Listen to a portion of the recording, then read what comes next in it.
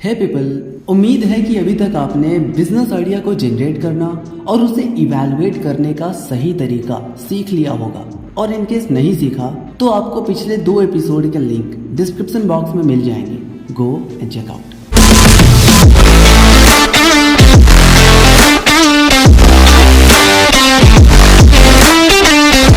रोटॉक the teenage podcast. चलिए बढ़ते हैं आज के एपिसोड में और जानते हैं how to choose a co founder. लेकिन इससे पहले कि हम इस टॉपिक में गुम हो जाएं, चलिए जानते हैं कि एक को फाउंडर की जरूरत क्यों है। Reason number 1, skill sets. अगर आपने पिछले एपिसोड को ध्यान से सुना होगा तो आपको द रूल ऑफ 2 के बारे में तो पता ही होगा, जहाँ पे हमने जाना कि किसी भी कंपनी को चलाने के लिए 2 स्किल सेट्स का होना जरूरी है। वो आपका प्रोडक्ट डेवलपमेंट प्लस सेल्स या फिर कोई और कॉम्बिनेशन भी हो सकता है। ये तो तय है कि हम में से अधिकतर लोगों को किसी एक चीज में महारत हासिल होती है। हो सकता है कि आपको सेल्स में महारत हासिल हो या फिर आप प्रोडक्ट डेवलपमेंट में बहुत अच्छे हो, लेकिन आप अपनी कंपनी को नुकसान पहुंचा सकते हैं अगर आप उन कामों में टांग अड़ाएंगे जिसमें आपका एक्सपर्टाइज बिल्कुल भी नहीं है। बेहतर होगा कि आप नमिता थापर बने और एक्सेप्ट करें कि आपका एक्सपर्टाइज बिल्कुल भी नहीं है। Reason number 2, man hours. चलिए मान लेते हैं कि आप एक सुपरमैन हैं जिसके पास वो सारे स्किल सेट्स मौजूद हैं जिससे कि आप अपनी कंपनी को स्मूथली चला सके, लेकिन इसके बावजूद भी आपके पास दिन के सिर्फ 24 घंटे ही होंगे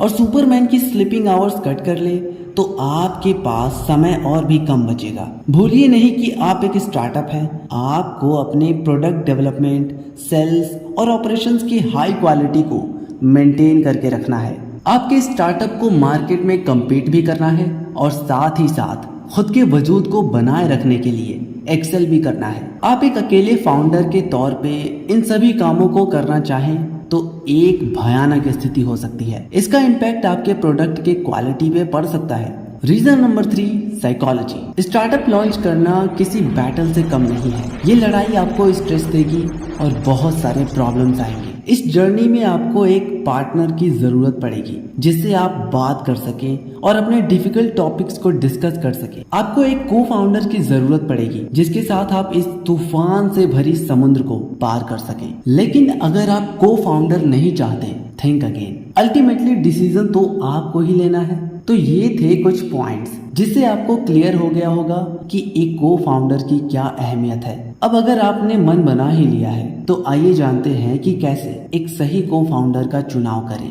number 1, complementary skill sets. As an entrepreneur आपको अपने बिजनेस के मोस्ट क्रिटिकल स्किल के बारे में पता होना चाहिए जो आपको बिजनेस बिल्ड करने में हेल्प करेगी। चलिए मान लीजिए कि आप एक ई-कॉमर्स पोर्टल के अराउंड बिजनेस बिल्ड करना चाहते हैं। ऐसे सिचुएशन में आपको टेक्नोलॉजी और रिटेल एक्सपर्ट की जरूरत पड़ेगी। अगर आप एक रिटेल एक्सपर्ट हैं तो आपको एक ऐसे को फाउंडर की जरूरत पड़ेगी जिसे टेक्नोलॉजी में महारत हासिल हो। ध्यान रखने वाली बात यह है कि आपको हमेशा अपने को फाउंडर में यूनिक और खुद से डिफरेंट स्किल्स को फिगर आउट करना चाहिए जिससे कि आपकी कंपनी की फाउंडेशन स्ट्रांग बन सके।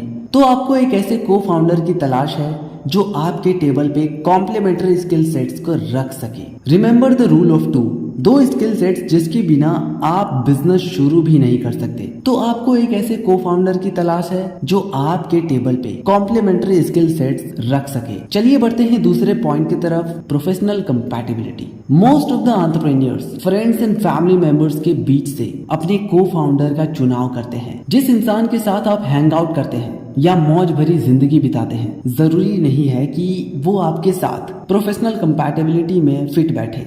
ऐसे में आपको कुछ सवालों के जवाब ढूंढने चाहिए। नंबर 1, क्या आपको इस इंसान के साथ प्रोफेशनली काम करना पसंद है?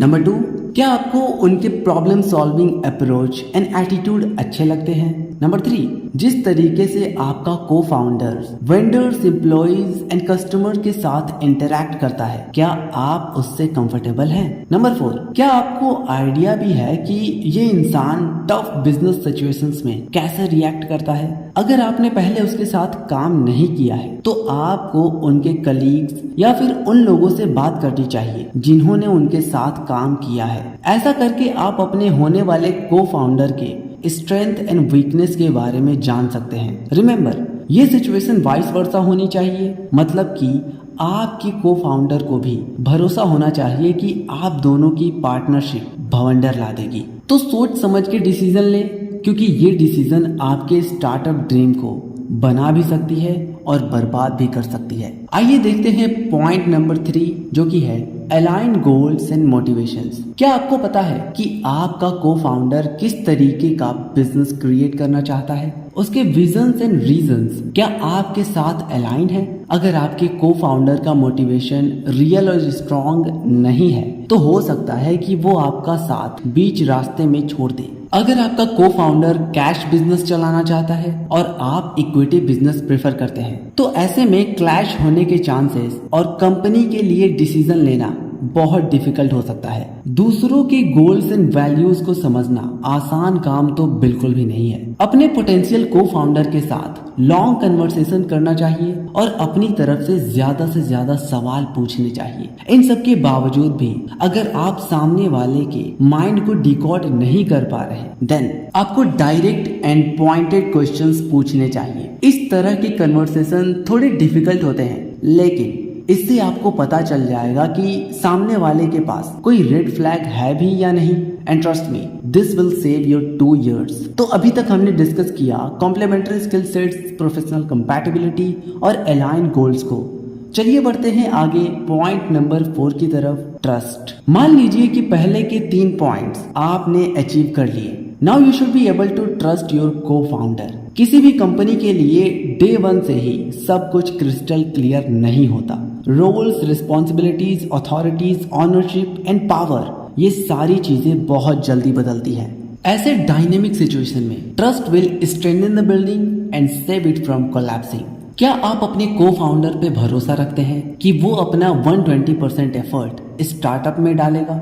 क्या आप अपने को फाउंडर पे भरोसा रखते हैं कि वो टफ टाइम में भी सरवाइव कर जाएगा?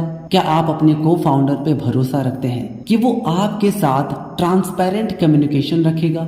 ढूंढिए इन सवालों का जवाब और फिर ढूंढिए अपने लिए एक को फाउंडर। लेकिन क्या हो अगर आप एक को फाउंडर ढूंढ ही ना पाए? चलिए इसे भी समझ लेते हैं। If you can't find a co founder जिसके पास आपसे कॉम्प्लीमेंट्री स्किल सेट्स हो, then don't stop and don't wait. ये स्टार्टअप आपका ड्रीम है। को फाउंडर ना मिलना को एक्सक्यूज ना बनाए, बल्कि एक्शन ले। लोगों को कन्विंस करना आसान हो जाएगा जब वो आपको अपने ड्रीम प्रोजेक्ट पे पूरे कमिटमेंट एंड पैशन के साथ काम करते देखेंगे।